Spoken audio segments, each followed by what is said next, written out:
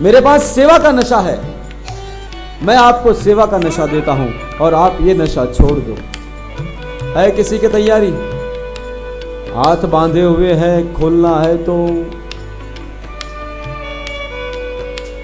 मेरे कुछ मित्र तो ऐसे हैं जिन्होंने, श्री राधे, कोई जबरदस्ती नहीं, जिसको छोड़ना है वो यहां सामने आ जाओ। श्रीमद् भागवत सद्विचार सेवा परिवार, क्या बात है, क्या बात है। हम लोग जिससे छोड़ दी नहीं ना, हाँ कोई नहीं, आज नहीं तो कल छूटेगी सही। मैं कहता हूं ना कि भजन ऐसी लत है, आज नहीं तो कल लगेगी जरूर। ऐसे बुरी आदत आज नहीं तो कल छूटेगी जरूर। हाँ? तो गंगा का द्वार है, फिर वापस आना जाना हो न हो, घड़ी पल की खबर नहीं करे कल की बात, जीव माथे जमड़ा फिरे तेतर माथे बात। तो कल का पता नहीं है, कल क्या होना है, ये आयुष्य तो कब, क्योंकि ईश्वरदास जी महाराज ने बहुत अच्छी बात कही कि आयुष्य निर्तन अंजलि टपकत श्वासो श्वास। आयुष्य तो पानी की एक अंजलि के जैसा है। जैसे हम एक अंजलि पानी भरते हैं और नीचे से टपक टपक पानी चला जाता है, ऐसे आयुष्य आज नहीं तो कल खत्म हो जाएगा। हरि भजन बिनु जात है अवसर ईश्वर दास। तो कल क्या होगा भरोसा नहीं, जिसको छोड़ना है इस बार हरिद्वार में छोड़ देना। हाँ आइए। कोई पियो रे पियाला राम रस का, कोई पियो रे पियाला राम रस का। साकी तेरी निगाह में मेरे कृष्ण के नाम का जाम है।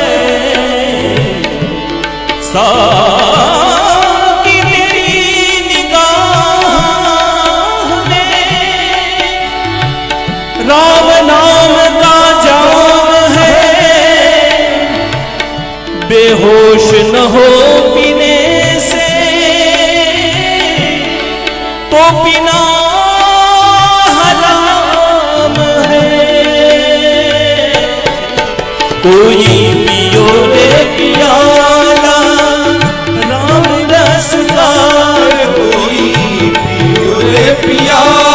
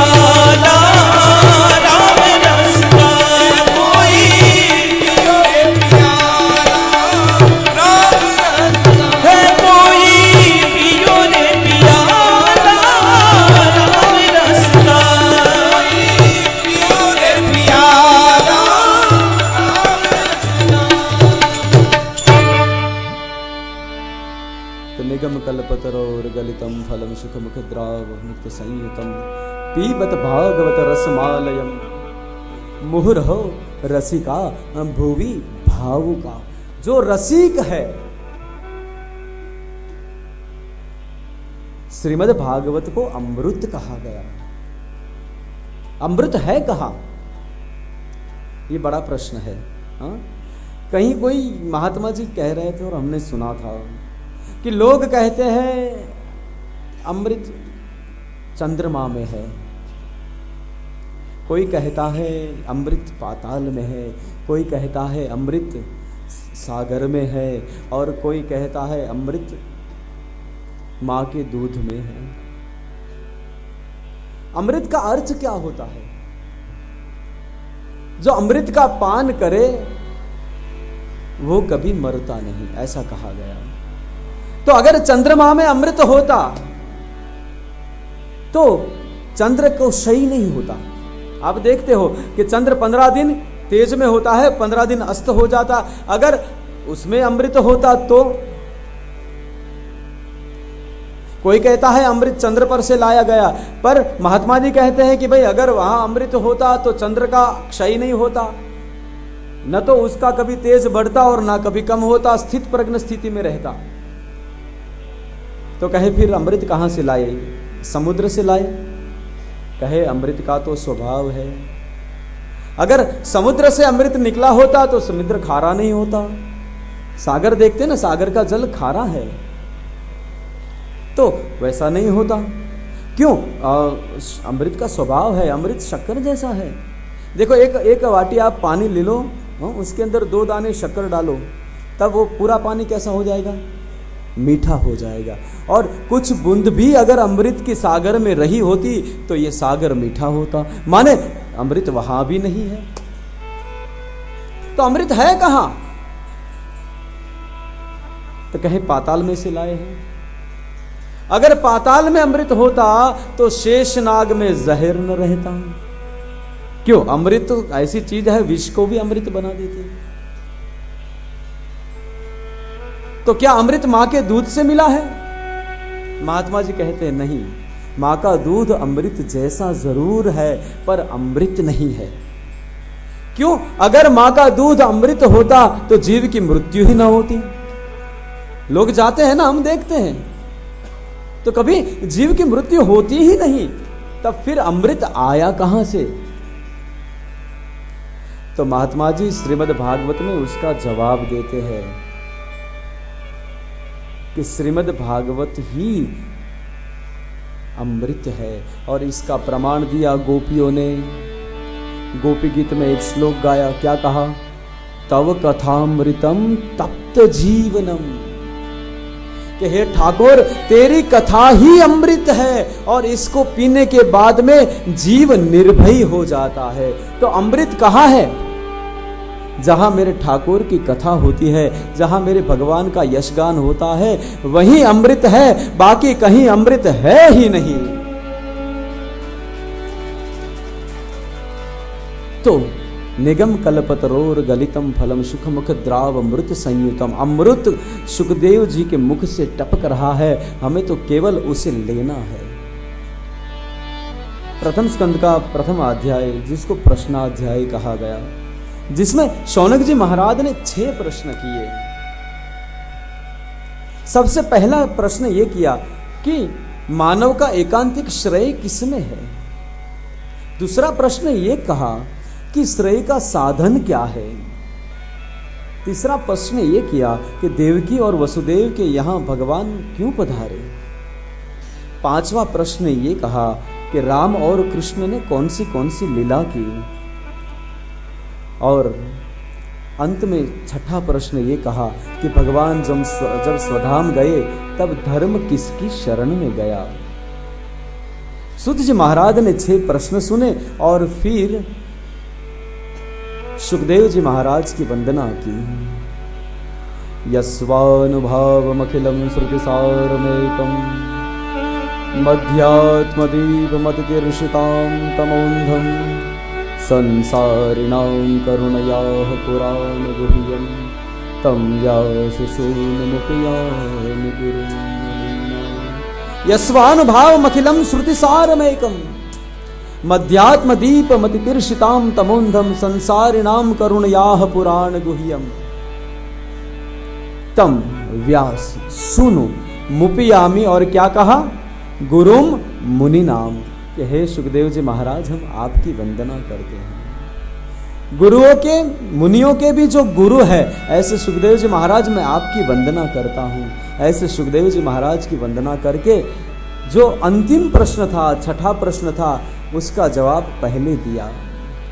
धर्म किसकी शरण में गया, ये समझाने के लिए जीव को पहले ये बताना होगा कि धर्म है क्या। तो श्रीमद् भागवत कहता है कि सवे पुंसाम परो धर्मो यतो भक्ति रधोक्षदे अहेतुक्याम प्रतिहितानाम ययात्मानाम संप्रदति। सवे पुंसाम परो धर्मो यतो भक्ति रधोक्षजे अहेतुक्याम अप्रतिहितानाम ययात्मानाम संप्रदति। धर्म का भजन तो हम सब करते हैं, पर मानव का धर्म क्या है? अगर सही में आप देखने जाओ, सही में आप सोचो, तो हमारा धर्म क्या है? क्या हिंदू धर्म है? क्या इस्लाम धर्म है? क्या क्रिश्चियनिटी धर्म है? बौद्धिज्म धर्म है? सिख धर्म है? साहब ये कोई धर्म नहीं, ये संप्रदाय है। मानव का सही धर्म क्या है? तो श्रीमद् भागवत कहता है कि सवे पुंसाम परो धर्मो यतो भक्ति रधोक्षजे अहेतुक्याम, जिसमें मेरा और आपका कोई अर्थ ना छुपा हो, जिसमें मेरा और आपका कोई स्वार्थ ना हो, वो कर्म हम करें, वही धर्म है। जिसमें मेरे और आपके भगवान को खुशी मिले। सच्चा धर्म वही है कि हम कहीं से गुजरे, किसी को भूख लगी है, वो हाथ फैलाता है, हम खाना लेके उसे दे दे, वो सही धर्म है। यहां स्वार्थ के तो सब लगे पड़े हैं, स्वार्थ में कौन नहीं है साहब? पर सच्चा धर्म वही है जिसमें हमारा स्वार्थ नहीं है। कवि गंग तो यहां तक कहते हैं कि स्वार्थ के बिना तो कुछ चलता ही नहीं। कवि गंग ने तो यहां तक कहा कि मात कहे मेरो पूत सपूत है, भगिनी कहे मेरो सुंदर भैया, पत्नी कहे मेरो प्राणपति है, इनके जाके लेऊ बलैया, बाप कहे मेरो है कुल दीपक, लोक में लाज बढ़ैया बढ़ैया, कवि गंग कहे सुन साह अकबर सबकी गांठ सफेद रुपैया। बिना स्वार्थ कुछ नहीं होता साहब। यहां तो देखिए, माँ बाप के प्रेम के आगे किसी का प्रेम आ नहीं सकता, पर गंग जी कह रहे उसमें कुछ न कुछ सत्य छुपा है। मात कहे मेरा पूत सपूत है, बच्चा होगा ना माँ का, तब माँ कितना लालन पालन करती है। वो ऑफिस से घर आएगा बैग लेके, तब माँ सीधे पास पहुंच जाएगी, अरे बेटा तू थक गया होगा, वो बैग हाथ में से ले लेगी, हाँ तू जूते निकाल ले, वो बैग रख के वो जूते निकालेगा, तब तक ठंडा पानी ले आएगी, ले बेटा, और धीरे से हाथ घुमाएगी और कहेगी कि आज तेरी पसंद की सब्जी बनाई है, तुझे भिंडी बहुत पसंद है ना, तेरे लिए आज भिंडी बनाई है।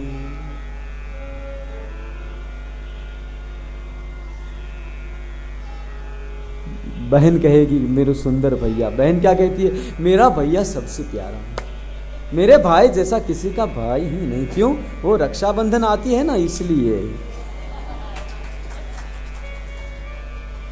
पत्नी कहे मेरो प्राणपति है, पत्नी कहती है तो मेरे प्राण है, प्राणनाथ।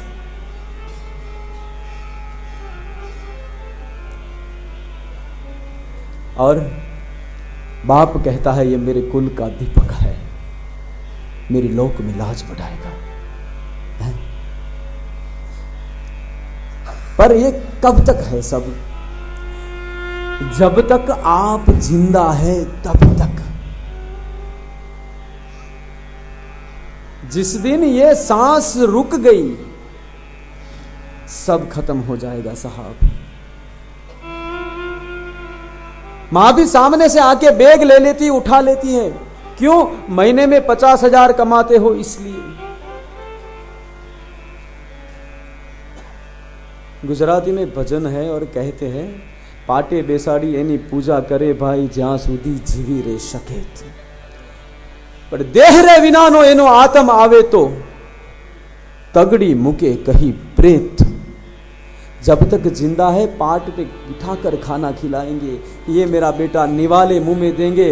पर जिस दिन ये शरीर छूट गया, वही बेटा, शरीर ही छूटा है, बेटा तो वही है, शरीर छूट जाएगा और घर आएगा तो क्या कहेंगे, अरे मेरा बेटा कहाँ, ये तो प्रेत है। फिर तो दोरे और धागे करवाएंगे, भूहो को बुलाएंगे घर में, कहे इसको हटाओ हमारे घर से। कभी गंग ने गलत नहीं कहा, मात कहे मेरो पूत सपूत है, पर जब तक जिंदा है तब तक। भगिनी कहे मेरो सुंदर भैया, पर अच्छे रिलेशन है तब तक। जब रिलेशन स्पॉइल हो जाते हैं तब वो बाजू वाली से भी बात करती है। राखी का दिन आएगा, बहन होगी, भाई के साथ संबंध नहीं रहा, कुछ हो गया, वैसे भाई तो हमारे भी है पर ऐसे नहीं, राक्षस जैसे है।